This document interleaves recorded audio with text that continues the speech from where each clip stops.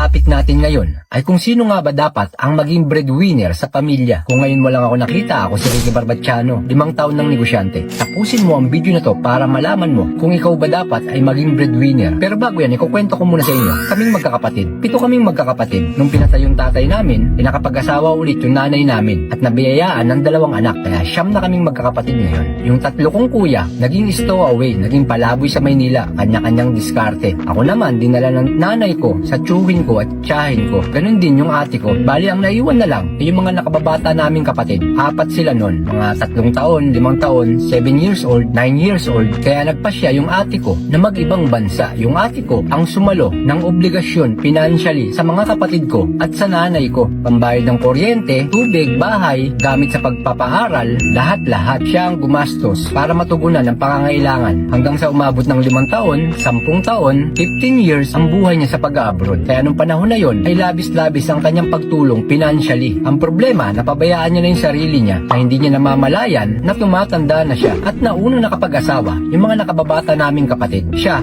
ay halos huli na at binayayaan ng 2 anak. Nakakala niya na hindi na siya magkakanak dahil medyo may edad na siya nun, ay binayayaan pa rin siya ng 2 anak. Kaya pag-uusapan natin kung sino nga ba dapat ang maging breadwinner sa pamilya. Yung breadwinner, ito yung taong tagapagtaguyod ng pamilya. Ito yung taong may malaking ambag o siya lang yung tanging nag-aambag financially sa pangangailangan ng pamilya sa pagbabayad ng bahay, pagbabayad ng kuryente, mga kakainin o pambili ng mga kung ano-anong pangangailangan sa bahay. Sila yung mga breadwinner. Ang kadalasan dyan, ang alam nating breadwinner ay yung mga magulang natin kasama sa obligasyon ng magulang na maging breadwinner sila, na maging winner sila, lalo na sa financially, sa pangangailangan ng kanilang mga anak. Kaya automatic, winner dapat ang mga magulang. Kaya dumako tayo sa magkakapatid. Kung 3 kayong magkakapatid, 5 kayong magkakapatid, o 1 dosena pa kayong magkakapatid, o higit pa, ang kadalasang nangyayari sa pamilyang Pilipino, laging may isa lang na breadwinner sa pamilya, na siya lang yung kumakayod para matustusan yung mga pangangailangan financially ng problema, na siya lang lagi yung inaasahan ng pamilya.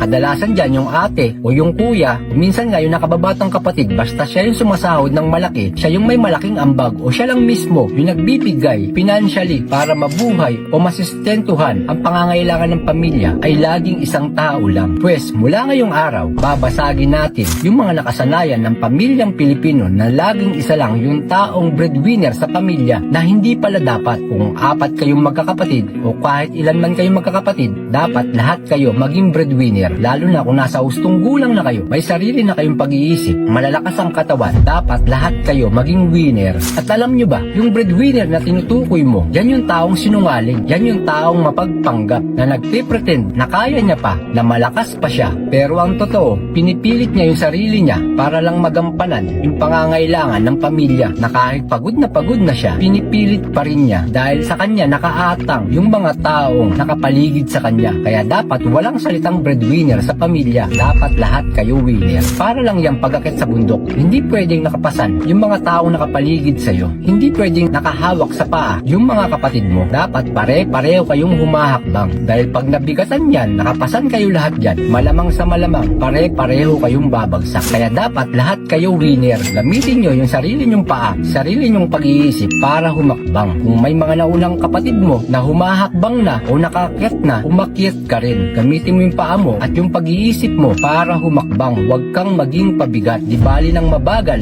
ang paghakbang mo, ang importante, humahakbang ka pataas. Kaya naniniwala ako na ang pamilyang Pilipino, kung lahat ay breadwinner, lalo na yung magkakapatid, ang problema financially ay laging may solusyon. Kasi sa mundo, financially, kailangan natin yan. Sa buhay pamilya o isang pamilya, kailangan natin ng pera. Hindi para mabago tayo ng pera, kundi gamitin natin yung pera para masolusyonan ang problema ng isang pamilya. Na hindi magiging problema yung pambayad ng bahay, pambayad ng kuryente, kahit mismo kakainin nyo na lang, pinoproblema nyo pa. Isang halimbawa na hindi natin matatakasan, na karaniwang nangyayari sa pamilyang Pilipino, darating yung araw na yung magulang maaaring na aksidente, maaaring tumanda na, maaaring humina na. Kung hindi man naging handa yung magulang mo noon na mangyayari ang mga pangyayari na hindi inaasahan, magkakasakit, kailangan bilihan ng gamot o kailangan maoperahan para madugtungan ang buhay ng magulang mo, kayong magkakapatid ay magtutulungan, mag-aambag financially. Kailangan itrain mo yung sarili mo na maging winner kung isa kang anak, dahil sa huli magiging magulang ka din.